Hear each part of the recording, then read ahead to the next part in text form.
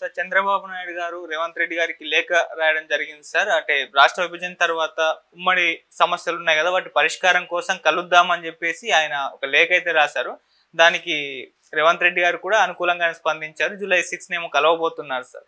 మరి మీటింగ్ అంటే CM line తర్వాత ఇద్దరు కూడా కలవడం ఇదే మొదటిసారి కాబట్టి ఎలా ఉండబోతుంది? మరి ఉమ్మడి సమస్యలు ఏవైతే ఉన్నాయో నిజంగా ఏ సమస్యలు పరిగణలోకి వీళ్ళు తీసుకుంటారు? దీనిపైన మీ ఒపీనియన్ సార్. అంటే బహిరంగంగా కలవటం ఇది మొదటిసారి అనిపిస్తోంది, కానీ కలిసి ఎన్నికల వ్యూహరచన చేశారు అనేది గతంలో ఒక వార్త సర్క్యులేషన్లో ఉంది.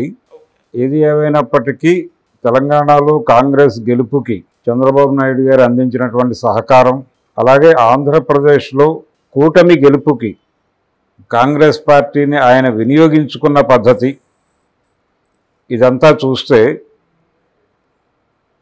ఆయన భారతీయ జనతా పార్టీతో స్నేహం చేస్తూనే కాంగ్రెస్ పార్టీతో కూడా తన సాన్నిహిత్యాన్ని కొనసాగించడం కనిపిస్తుంది.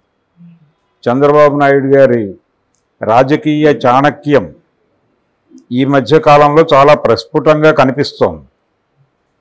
అందులో భాగంగానే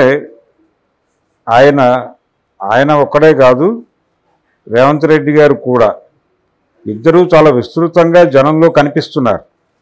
ముఖ్యమంత్రులు అయిన తర్వాత రేవంత్ రెడ్డి ముఖ్యమంత్రి అయిన తర్వాత చాలామంది నాయకులు ఇళ్లకి ఆయన స్వయంగా వెళ్ళటం, వెళ్ళి వాళ్ళతో మాట్లాడి బయటకు వచ్చి మీడియాతో మాట్లాడటం, ఏమాత్రము ఎక్కడ ఎవరితోనైనా ఏ విషయమైనా మాట్లాడటానికి ఆయనేమీ భేషజాలకు పోవడం లేదు. ఈ ధోరణి చంద్రబాబులో కూడా కనిపిస్తోంది. ఇప్పుడు ఆయన పింఛన్ల పంపిణీ కోసం ఒక లబ్ధిదారుడి ఇంటికి వెళ్ళి ఆ కుటుంబంతో అక్కడ కూర్చుని ఇంటరాక్ట్ అవ్వటం, వాళ్ళతో ఆయన జరిపినటువంటి సంభాషణలు, తర్వాత ఆయన వేదిక మీదకి ఎక్కి మాట్లాడినటువంటి విశేషాలు, అంటే గడిచిన ఎన్నికలకి ముందు తెలంగాణలోనూ ఆంధ్రాలోనూ ముఖ్యమంత్రులుగా ఉన్న వాళ్ళు అనుసరించిన పద్ధతులకి భిన్నంగా వెళ్ళే ప్రయత్నం చేస్తున్నారు వీళ్ళు. అంటే ఒక స్టడీ ఉంది వీళ్ళకి. వాళ్ళిద్దరూ కూడా ఇక్కడ కేసీఆర్ కావచ్చు, అక్కడ జగన్మోహన్ రెడ్డి కావచ్చు, ఎవరికీ యాక్సెస్ ఇవ్వలేదు. ప్రెస్ కాన్ఫరెన్సులు నిర్వహించినటువంటి ముఖ్యమంత్రులుగా వాళ్ళిద్దరూ రికార్డు కొట్టారు.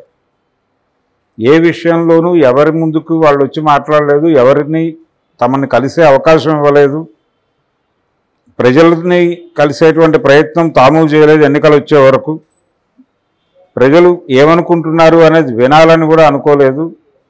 ప్రజలకి తాము నేరుగా ఏదైతే పంపిణీ చేస్తున్నామో ఆ పంపిణీ నిరంతరంగా జరగాలి, వాళ్ళని తమతో కనెక్ట్ చేయడానికి ఒక మెకానిజం ఏర్పాటు చేసుకున్నాం. మెకానిజం, ఆ నెట్వర్క్ బలంగా ఉంటే చాలు, మిగిలిన విషయాలు అవసరం లేదు అన్న ధోరణిలో వ్యవహరించి దెబ్బతిన్నటువంటి తీరుని చూశారు వీళ్ళు.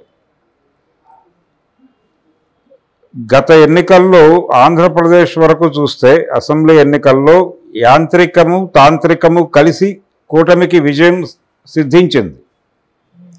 అయితే అది వాస్తవమే అయినప్పటికీ ఏదో మేరకు ఓటర్లో ఉన్నటువంటి ప్రభుత్వ వ్యతిరేకత కూడా తమకు ఉపయోగపడింది. ఆ ప్రభుత్వ వ్యతిరేకత ఆ మేరకు పోగుపడటానికి కారణం కూడా ఈ రోజుకి 40% ఓట్ బ్యాంక్ అక్కడే ఉంది, జగన్మోహన్ రెడ్డి దగ్గరే ఉంది.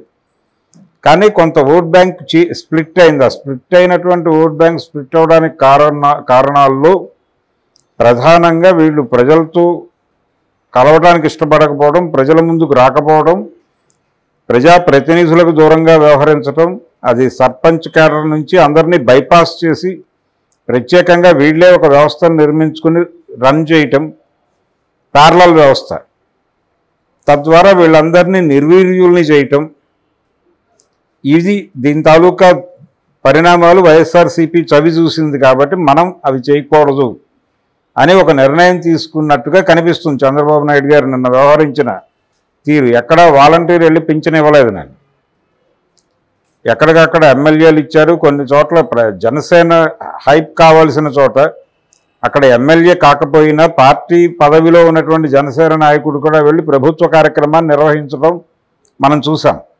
దానికి అనుమతించింది కూటమి ప్రభుత్వం. సో ఇది ప్రోగ్రాం.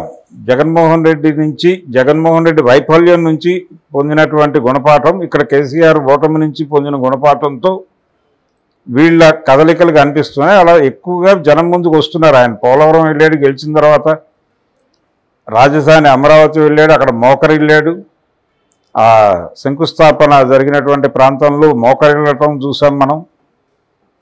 ఈ పద్ధతిలో చంద్రబాబు నాయుడు గారి వ్యవహారం నడుస్తోంది.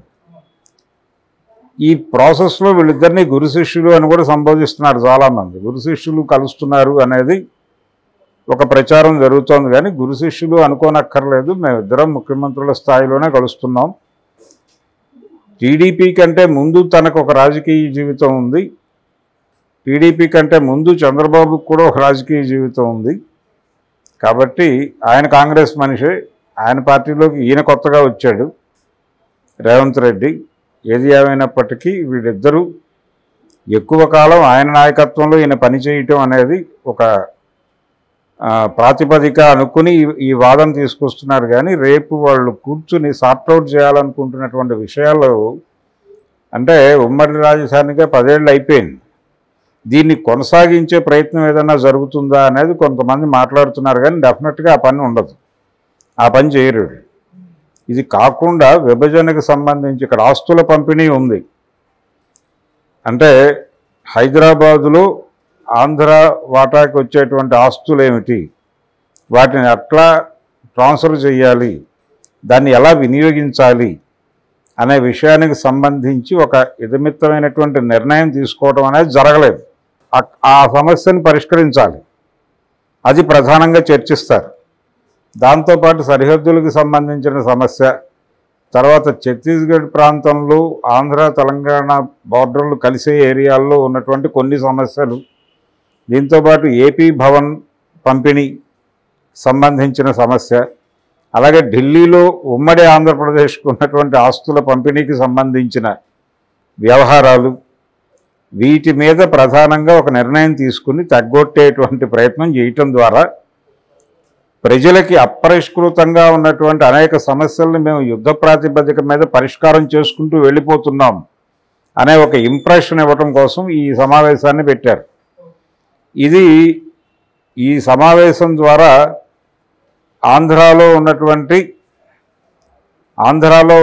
తెలంగాణ ప్రాంత వాసులకి, తెలంగాణలో ఉన్నటువంటి ఆంధ్ర ప్రాంత వాసులకి ఒక స్నేహబంధం ఏర్పాటు చేసే ఉద్దేశం కూడా ఉందని మాట్లాడుతున్నారు. కానీ ఆంధ్రాలో ఉన్న తెలంగాణ ప్రజలు అనేటువంటిది లేదు.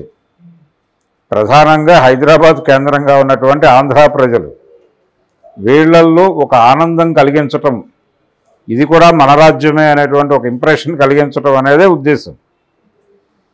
ఈ ప్రయత్నాల్లో భాగంగా అంటే ప్రధానంగా ఆస్తుల పంపిణీకి సంబంధించిన వ్యవహారం, సరిహద్దులకు సంబంధించిన గొడవ, వీటి మీద అదే ఢిల్లీలోనూ హైదరాబాదులో ఉన్నటువంటి వ్యవహారాలు, దీనికి సంబంధించి మాత్రమే వాళ్ళు మాట్లాడుకోబోతున్నారు తప్ప మిగిలిన విషయాలు ఏమీ కాదు. ఇదేదో రాజధాని పొడిగింపు 10 ఏళ్ల నుంచి ఇంకో 10 ఏళ్ళు ఎక్స్టెండ్ చేయాలని మొన్న సుబ్బారెడ్డి మాట్లాడాడు వైఎస్ఆర్సీపీ.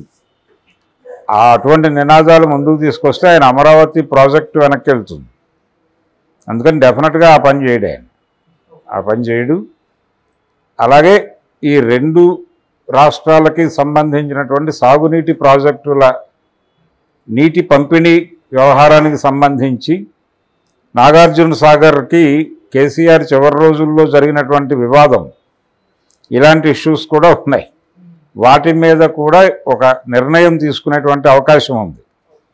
నీటి పంపిణీ జరుగుతున్నటువంటి పద్ధతి, అలాగే భవిష్యత్తులో అనుసరించాల్సిన పద్ధతి, దాని గురించి కూడా మాట్లాడుకోవాల్సిన అవసరం ఉంది. గతంలోనే ఇలాంటి మీటింగులు జరగాల్సి ఉంది రిపీటెడ్గా అని అనుకున్నారు, కానీ జరగల. వారి ప్రజలతోనే వారు కలవడానికి ఇష్టపడినటువంటి ముఖ్యమంత్రులు తమలో తాము కలిసి ప్రజల సమస్యలు మాట్లాడుకుంటారని ఎవరూ అనుకోలేదు. కానీ కలిశారు. కలిసిన సందర్భంలో జగన్మోహన్ రెడ్డి 1-2 సార్లు బయటకు వచ్చి మీడియాతో మాట్లాడాడు, కానీ కేసీఆర్ గారు మాట్లాడలేదు.